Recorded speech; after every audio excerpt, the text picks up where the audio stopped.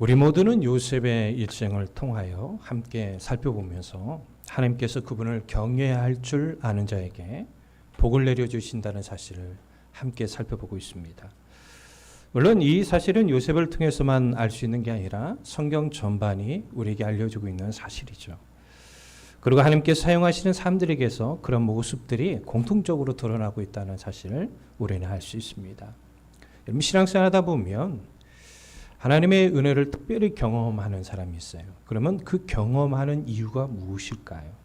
분명 야곱에게도 12명의 아들이 있었죠. 그러나 하나님께서 요셉을 사용하셔서 그분의 뜻을 이루어 가시는 이유가 무엇이겠습니까? 그것은 요셉의 삶 속에 하나님을 경외할 줄 아는 모습이 있었기 때문이에요. 하나님을 경외하는 사람은 사람과의 관계에서도 다른 모습이 드러나고 있다는 걸 우리가 알 수 있습니다. 그런 모습이 창세기 44장, 45장에 잘 나타나 있죠.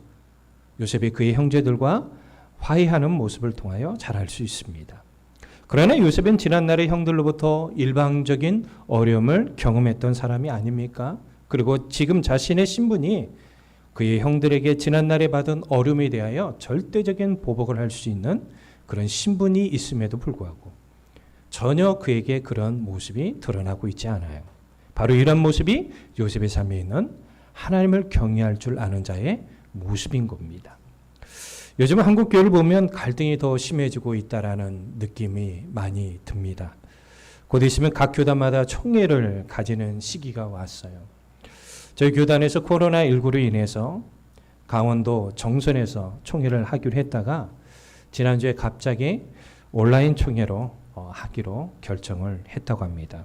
그런데 이번에 각 교단들의 총회에 올라온 헌의안들이 있습니다.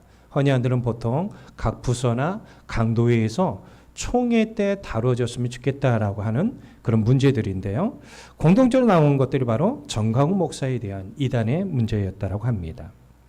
참고로 저희 교단에서는 정강훈 목사에 대한 이단의 결과에 대해서 논의한 결과 정치적인 문제로 인하여 결론을 내리지 못했다고 해요.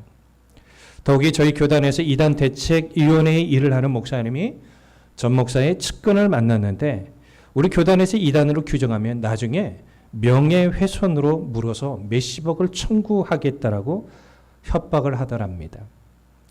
한 문제를 짚으면 또 다른 문제가 발생하는 갈등 구조가 우리 한국 교회 안에 자리를 잡고 있습니다. 예전에 이단 연구를 하는 탁지원 소장님의 말이 순간 기억이 나요. 이단에 대한 연구는 제가 해야 할 사명이지만 그보다 자신을 힘들게 하는 일들은 이단이 무분별적으로 법정 소송을 거는 것이라고 합니다. 사람을 지치게 하고 교회를 지치게 하는 모습이 현재 우리 안에 있지는 않은지 오늘 말씀을 통해서 한번 점검하는 시간이 되었으면 좋겠습니다. 지난 8월 15일 광화문에서 대한민국 바로 세우기 국민운동본부 주관으로 문재인 탄핵 8.15 국민대회를 개최했습니다. 그런데 이 행사로 인해서 나라가 더 깊은 갈등의 구조 속으로 들어가는 것 같습니다. 이 행사에 앞서서 정강훈 목사는 8.15 대회를 통하여 어둠의 세력을 처단하고 제2의 건국을 이뤄낼 것이다라고 말을 했었습니다. 그러나 결과적으로 놓고 보면 한국 땅의 교회에 대한 부정적인 인식을 더 만들어냈고 전도에 큰 장애물을 만들었다는 점은 간과할 수 없는 점입니다. 그리고 이 행사로 인해 코로나19의 전국 확산이 더 가속되었다라는 것이죠. 한 신문에서는 코로나19가 확산한 가운데 서울의 한 교회가 빈축을 사는 장면을 보도했습니다. 그것은 이 교회가 8월 30일 날 주일 예배를 마친 후 10명이 넘는 교인들과 함께 식사를 했다는 점인데요. 그것도 뷔페식으로 음식을 차려놓고 나눠 먹었으며 삼겹살을 굽는 그런 교인들도 있었습니다. 이 내용이 교회의 담임 목사가 자신의 페이스북에 사진을 게재하면서 알려졌는데 사진과 함께 이런 말을 남겼다고 합니다. 오늘 주일 예배 후 식사. 오늘도 4명이 새로 왔습니다. 종교 탄압 문재인 정권의 대항 차원입니다. 교회에서 식사를 하는 것이 바로 종교 탄압 문재인 정권의 대항 차원에서 했다라고 말을 하죠. 그런데 이 글에 대한 댓글들 보면 이런 글들이 달렸다고 해요. 저러니 전체 기독교가 욕먹는 거다. 옳고 그름을 판단할 줄 모르고 하나님의 뜻이 뭔지 성경 말씀이 뭔지도 모르는 것 보니 목사 자격이 없는 것 같다. 또 한 사람은 자제하는 것이 바람직하다. 전도의 길을 막는 것이 아닌가. 제가 이 답글들을 읽어보니까 아마도 이 글을 남긴 사람들의 대부분이 교인들 같더라고요. 그런데 저마다의 생각을 남겼다고 해도 한국교회가 코로나19로 인하여 서로 어떤 행동이 맞다는 식으로만 주장을 하여서 오히려 갈등이 심화되고 있습니다. 지금은 어떤 행동보다 중요한 것이 무엇입니까? 이 나라 민족이, 한국교회가, 우리 모두가 하나님께로 돌아서는 겁니다. 본질인 하나님의 뜻으로 돌아가는 것이 현재 한국교회의 가장 시급한 문제임에도 불구하고 자꾸 분열을 만들고 여론을 조작하고 복음의 핵심을 흐리는 그런 일에 너무 많은 에너지를 쏟고 있다는 생각이 들었습니다. 지금의 시대를 보면 정말인지 교회의 거룩이 상실해 가고 있는 시대라는 생각이 듭니다. 그리고 우리 모두의 주가 되시는 예수 그리스도께서 십자가에 보여주신 희생과 사랑의 정신이 희미해져 가고 있는 시대라는 생각이 듭니다. 또한 교회 다닌다고 하는 사람들 가운데서도 기독교의 참된 정신이 무엇인지를 알지 못한 채 교회에 다니는, 어떻게 보면 계속적으로 종교인들을 만들어내는 그런 시대에 우리 모두가 살아가고 있는 것 같습니다. 그러나 우리 모두는 이런 시대에 살아가고 있다고 해도 하나님의 말씀을 통하여 시대를 바라볼 수 있어야 합니다. 그리고 하나님의 말씀으로 시대를 분별해야 합니다. 그리고 우리 각자의 모습 속에서 자신의 연약하고 부족함으로부터 짓는 죄를 진실하게 하나님 앞에 회개하고 거룩한 주의 백성으로 세워지기를 날마다 결단하며 그렇게 살고자 힘을 다해야 하는 것입니다. 저는 지금과 같이 갈등이 심각한 시대를 해결할 수 있는 중요한 열쇠가 바로 본문에 있다고 봅니다.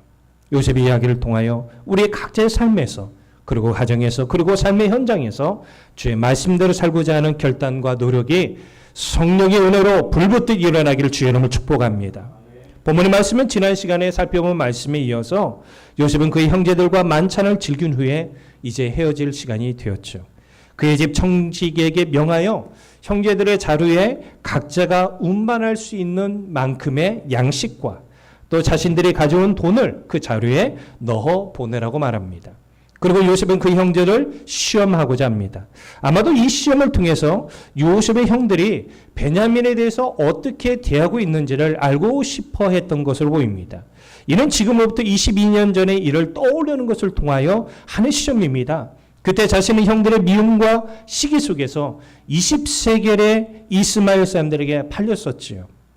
비록 지금의 시간이 22년이 지났다고 해도 그때의 형들의 모습이 지금도 있는지 확인하고 싶었는데 이를 위하여 형들이 자신의 친동생인 베냐민에게 어떻게 대하고 있는지를 알고 싶었던 것입니다.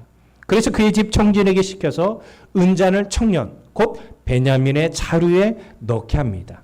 그리고 아침이 밝을 때 사람들과 그들의 나귀를 보내고 그들이 성읍에 나가 멀리 가기 전에 요셉은 그의 집 청지기를 시켜서 그의 뒤를 따라가 그들의 짐을 수색하게 되죠. 자, 이 사실에 대해서 본문 4절 5절이 이렇게 우리에게 알려주고 있습니다. 그들이 성읍에서 나가 멀리 가기 전에 요셉이 청지기 이르되 일어나 그 사람들의 뒤를 따라가서 그들에게 이르기를 너희가 어찌하여 선을 악으로 갚느냐? 이것은 내 주인이 가지고 마시며 늘 점치는 데에 쓰는 것이 아니냐? 너희가 이같이 하니 악하도다.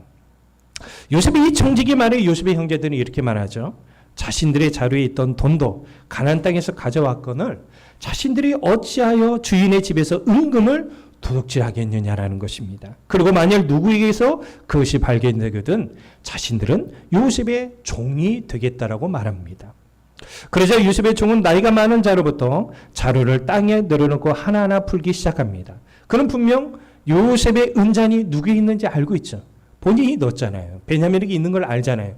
하지만 이것이 지금 자기들의 계획 속에서 이루어지고 있다는 것을 속이는 것을 이렇게 걸리지 않기 위해서 한 사람 한 사람 자루를 풀어서 지금 찾고 있는 것입니다. 그런데 형제들의 마음을 무너뜨리는 일이 발생하게 되는 것입니다. 그것은 무엇입니까? 바로 요셉의 은잔이 베냐민의 자루에서 발견된 것입니다.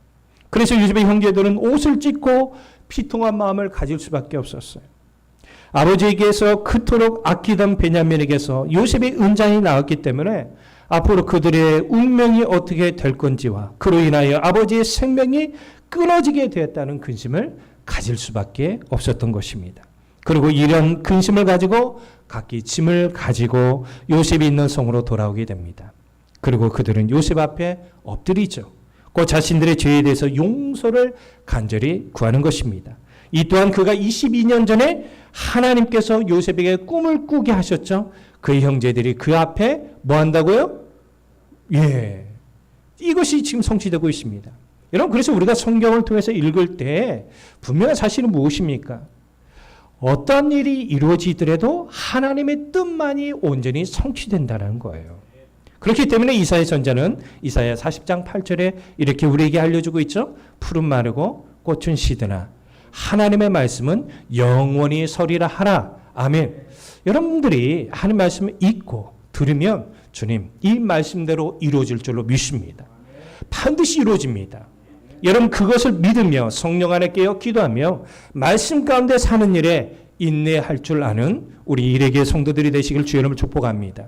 이제 형들에게 요셉이 말합니다. 본문 15절이죠. 너희가 어찌하여 이런 일을 행하였느냐? 나 같은 사람이 점을 잘 치는 줄 너희는 알지 못하였느냐? 그런데 여기 요셉의 말에서 우리 모두의 의아한 점을 발견할 수 있죠. 그것은 요셉은 분명히 하나님을 경외할 줄 아는 자였는데 애굽 땅에서 점을 치는 행위를 하는 그것을 하고 있느냐라는 것입니다.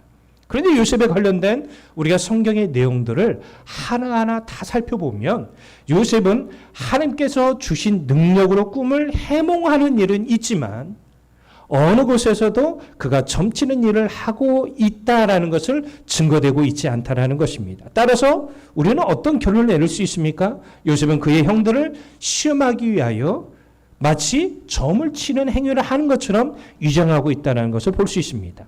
실제적으로 은잔이 여러분 그에게 가장 소중한 것인지에 대해서 우리는 알 수는 없습니다만은 애굽에서 술잔에 물을 가득 채우고 악령에게 기도한 후 물을 관찰하여 점을 치는 일들이 있었다고 합니다. 그러나 이런 행위는 하나님 뜻과 완전히 역행하는 행위죠. 그래서 모세오경에서는 점치는 행위를 철저히 금하고 있습니다. 비록 요셉의 시대에 율법이 주어지지 않았다고 해도 그는 하나님을 경외할 줄 아는 자입니다. 여러분, 하나님을 경외할 줄 아는 자는 뭡니까? 하나님이 기뻐하는 일이 무엇인지를 알고 하나님이 싫어하는 일이 무엇인지를 아는 자가 하나님을 경외하는 자예요. 따라서 요셉이 이런 행위를 했겠습니까? 성경 어디에 보더라도 하나님을 경외하는 사람 가운데 점을 치는 행위에 대한 내용이 전혀 언급이 없습니다. 따라서 그런 점치는 행위를 하지 않았다라고 우리는 결론을 낼 수 있을 것입니다. 그리고 하나님께서 후에 이스라엘 백성들에게 모세를 통하여 이런 말씀을 주셨죠. 신명기 18장 9절부터 14절입니다. 내 하나님 여호와께서 내게 주시는 땅에 들어가거든 너는 그 민족들의 가증한 행위를 본받지 말 것이니 그의 아들이나 딸을 불 가운데로 지나가게 하는 자나 점쟁이나 길흉을 말하는 자나 요술하는 자나 무당이나 진원자나 신접자나 박수나 초혼자를 너희 가운데 용납하지 말라. 이런 일을 행하는 모든 자를 여호와께서 가증히 여기시나니 이런 가증한 일로 말미암아 내 하나님 여호와께서 그들을 내 앞에서 쫓아내시니라. 너는 내 하나님 여호와 앞에 완전하라. 내가 쫓아낼 이 민족들은 길흉을 말하는 자나 점쟁이의 말을 듣거니와 내게는 내 하나님 여호와께서 이런 일을 용납하지 아니하시니라. 아멘. 어쨌든 요셉은 애굽 땅에서 은잔을 점을 치는 자들에게 중요한 것이라는 사실을 형제들에게 알려주는데 이것은 단지 그들을 시험하기 위하여 사용한 방법이다라는 거예요. 이제 16절부터 야곱의 넷째 아들인 유다가 아버지 야곱에 대한 걱정과 더불어 베냐민에 대한 걱정을 통하여 요셉에게 간절히 탄원하는 장면을 볼 수 있습니다. 저는 이 모습 속에서 바로 현 시대의 갈등이 많은 세상 속에 존재하는 교회가 가져야 할 모습이라고 봅니다.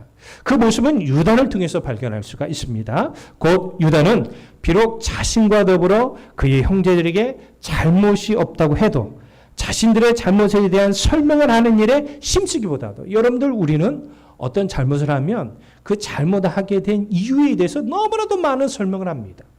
그런데 유다는 그런 설명을 하기에는커녕 하나님께서 자신들의 죄악을 찾아내셨다는 표현을 쓰고 있어요. 이 말은 뭡니까?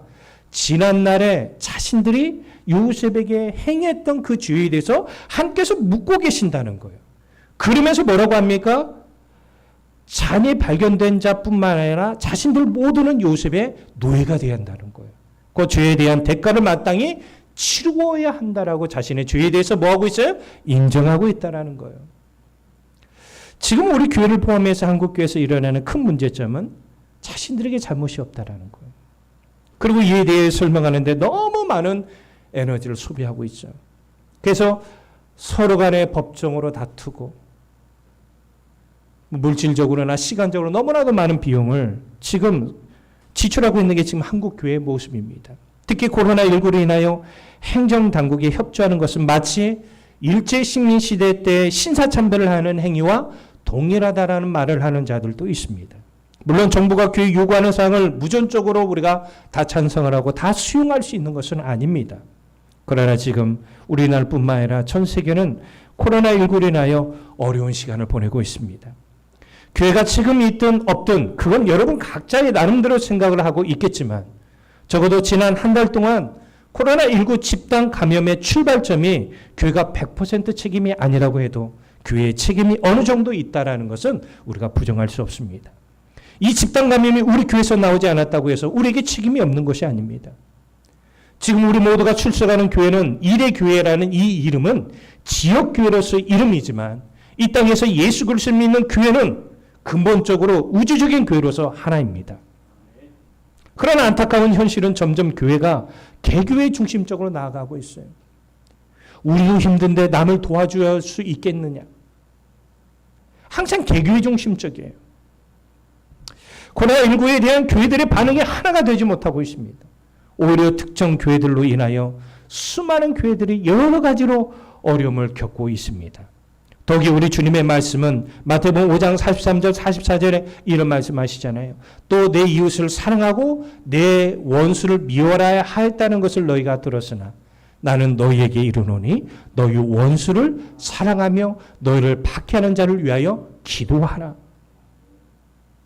혹시 이 말씀을 지키보다도 교회 내에서조차도 지금 자신의 원수를 만들어내고 있는 모습은 우리에게 있지는 않습니까?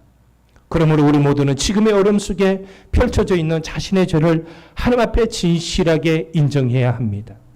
이는 하나님 앞에서 우리 각자가 온전한 주의 백성으로 세워지기 위하여 반드시 필요한 영적인 자세인 것입니다. 그러나 구약시대 때 이스라엘 백성들은 자신의 죄를 인정하지 않았어요. 오히려 주에 대하여 책망하는 선지자들을 핍박을 했습니다. 결국 그들에게 기다리는 것은 하나님의 심판뿐이었어요. 지금의 코로나19의 어려움은 다른 어떤 것보다도 우리 모두의 책임에서 나온 큰 재앙입니다. 해마다 경험하는 자연재해도 마찬가지입니다. 하나님의 창조 질서를 인정하지 않냐고 오히려 인간의 이성과 과학을 통하여 인간의 편리만을 추구하고 의지해온 결과가 아닙니까? 그럼 우리 모두의 모습을 한번 진실하게 살펴봅시다. 그리고 혹시 자신의 죄에 대하여 인정할 것을 인정하지 않는 교만한 모습이 없는지 확인해야 합니다. 이런 모습에 대하여 우리 모두에게 귀한 신앙의 모습을 보여주는 신앙인을 소개해드리고자 합니다. 여러분들 개그맨 김지선 씨를 아시죠? 아마 이 얼굴 보시면 여러분 잘 아실 겁니다. CBS TV 방송 프로그램인 꽃다방이라는 게 있더라고요. 주님의 자녀될 자격 이런 주제를 가지고 방송을 한 적이 있었는데요. 여기에 출연해서 이런 고백을 하였습니다. 자신 집에서 이 아이들을 많이 낳았잖아요. 그러다 보니까 이 아이를 이렇게 돌봐준 이모님이 계시나요? 육아 도우미가 있었나 봐요. 근데 최근에 이 육아 도우미가 그만뒀대요. 그리고 이모님이 최근에 그만두면서 이 김지선 씨에게 충격적인 말을 하더랍니다. 그 말이 뭐냐면 지훈 엄마가 교회를 다니는데 나는 너가 너무 못되어서 내가 너 때문에 교회 안 다니는 거라고. 여러분 우리가 흔히 알고 있는 이 김지현 씨가 신앙생활을 참 이쁘게 잘하고 있다라고 우리는 알고 있었잖아요. 그런데 14년 동안 가장 가까이에서 집에서 함께 생활했던 육아 도우미가 이 말을 하더래요. 그 순간 개그맨 김지현 씨가 자신이 너무 죄송하다고 생각하면서 신앙적인 반성의 시간을 가졌답니다. 곧 아내께 너무 죄송스러운 마음이 들더랍니다. 그리고 과연 자신이 밖에 나가서 하나님을 믿는 사람으로서 잘하고 있는 건가라는 생각이 들더랍니다. 분명히 14년 동안 집에서 같이 살았던 육아 도우미가 내가 너 때문에 교회 안 다닌다, 내가 너 때문에 하나님을 안 믿는다라는 말에 상처를 받기보다도 자신이 잘못된 것은 아닌가라는 생각을 가지게 된 것입니다. 그리고 최근에 자신의 집에 잠시 동안 일을 도와주던 권사님께 자신의 이 마음을 내려놓았대요. 그러자 권사님이 이런 말로 위로를 하더랍니다.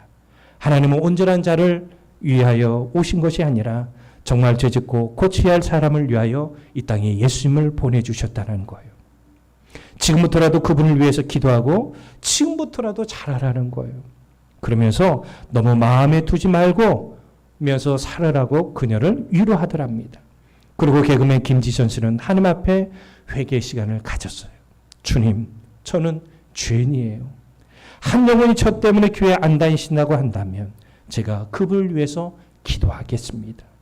그리고 하나님 앞에서 앞으로 다시는 자신으로 인하여 그런 사람이 나오지 않도록 노력하겠다라고 하나님 앞에 약속을 드렸다고 합니다. 사랑 성도님들, 우리 모습은 어떤가요? 혹시 나로 인해서 우리 불신가족이 교회에 안 다니겠다, 너 때문에 교회 다니기 싫다라고 말을 하고 있지는 않습니까? 유다는 본문 16절에서 이런 고백을 합니다. 유다가 말하되 우리가 내 주께 무슨 말을 하오리까? 무슨 설명을 하오리까? 우리가 어떻게 우리의 정직함을 나타내니까? 하나님의 종들의 죄악을 찾아내셨으니 우리와 이 잔이 발견된 자가 다 내 주의 노예가 되겠나이다. 여러분, 유다는 억울하잖아요. 지금 분명히 여러분 억울한 거예요. 그런데 이 억울한 것조차도 설명하지 않냐고 자신의 잘못으로 돌리고 있다는 거예요. 현재 우리 모두와 더불어서 이 땅에 존재하는 교회가 간과하는 것이 있습니다. 그것은 복음 자체가 너무나 한쪽으로 치우쳐져 있어요. 예수를 믿으면 천국에 가요.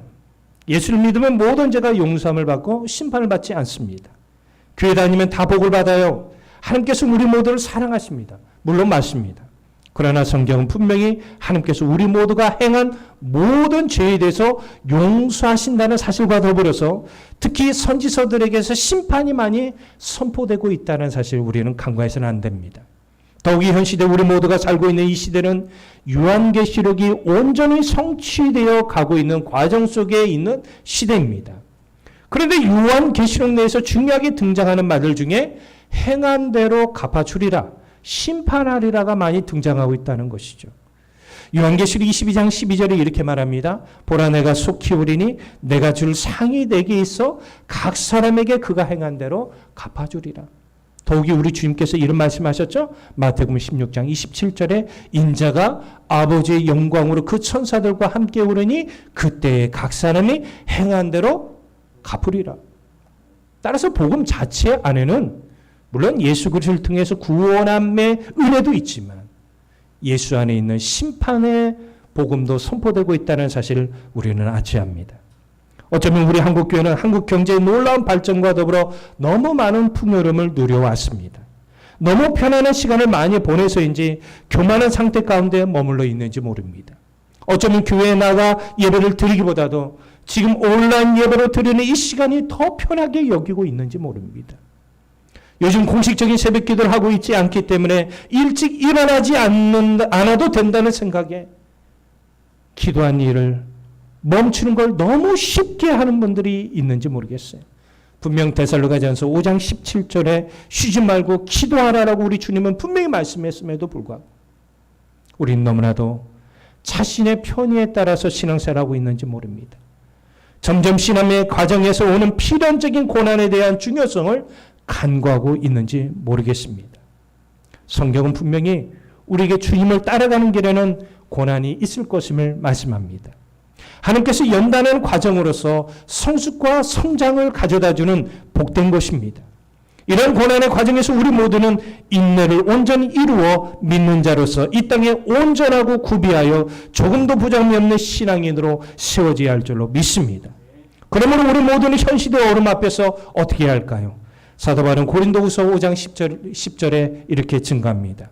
이는 우리가 다 반드시 그리스도의 심판대 앞에 나타나게 되어 각각 선악간에 그 몸으로 행한 것을 따라 받으려 합니다. 저는 여러분들이 예수 그리스도를 믿는 자로서 죄의식을 가지고 살아야 합니다. 그래야 진정한 회개를 할 수 있는 것입니다. 그리고 죄인된 우리 모두 중 어느 누구도 하나님의 은혜가 아니고서는 구원을 절대적으로 받을 수 없는 자라는 사실을 우리는 절실히 아는 겸손한 믿음의 종들이 되어야 할 줄로 믿습니다. 유다의 말에 요셉은 잔이 발견된 자만이 자신의 종이 되어야 하며 나머지 형제들은 아버지께 평안하게 돌아가라고 말합니다. 그러자 유다는 18절 이후부터 자신의 마음속에 있는 효심과 형제의 우애하고자 하는 마음을 피력합니다.